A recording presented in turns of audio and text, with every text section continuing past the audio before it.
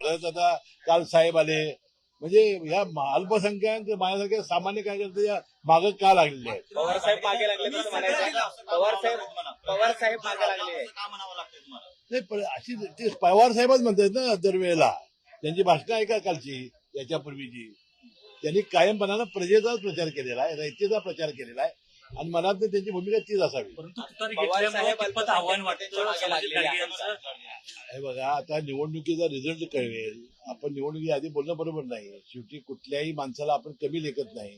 परंतु पवार साहेब से मेरा बैर नाही, समर्जात अब तुम्हारी खैर नाही. जंगलाला आग लागल्यानंतर बिबट्यासोबत गेंडाही पळाला अशा शब्दात उत्तम जानकर यांनी कालच्या कार्यक्रमात टीका केली. तिरंगी लढत झाल्यामुळे तुमचा विजय हा सोपा झाला होता, मात्र यंदा थेट समोरासमोर सामना आहे. कशा एकूण 6 निवडणुका झालेल्या आहेत, त्यामध्ये एकाच एक 3 वेळा झालेली आहे. एक म्हणजे एक तिरंगी नाही, तिरंगी गेल्याच वेळा झाली. अल्पसंख्याकांचा नुकताच एक मेळावा झाला, त्याच्यात शरद पवार असं म्हणाले की अल्पसंख्याकांना चांगल्या पद्धतीने संधी यावेळेस आम्ही देणार आहोत. एकीकडे अशा पद्धतीचं वक्तव्य आणि दुसरीकडे नाही, मला त्याबद्दल म्हणायचं नाही. माझं म्हणणं काय की परवा ते प्रवेश करणार होते, जयंत पाटील आले होते, सभा झाली होती, पुन्हा साहेब स्वतः काल आले. आता आम्ही काही 50 वर गेलेलो आहे ना, आमदारचे 50 वर गेले आहेत.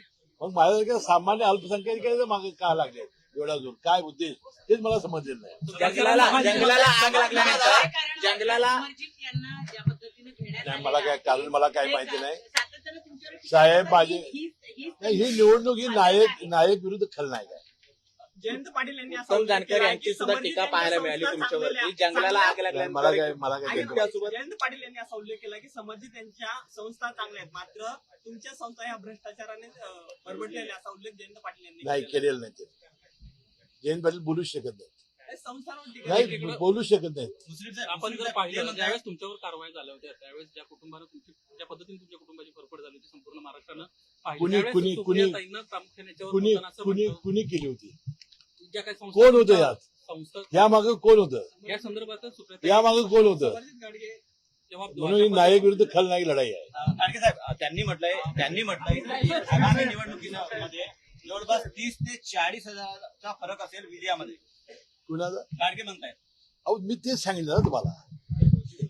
आता किती मतांनी निवडणूक ठरवेल ना.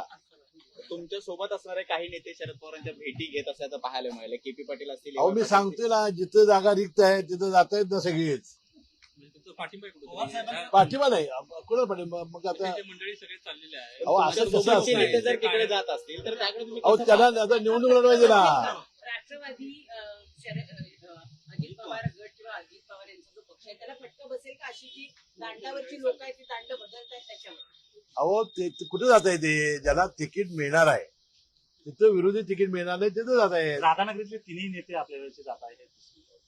तुमचा एकटा आता विरुद्ध बाकीच्या गेल्या वेळेला सुद्धा आम्ही दोघांच्या समजुता करण्यापर्यंत समजत झाला नाही.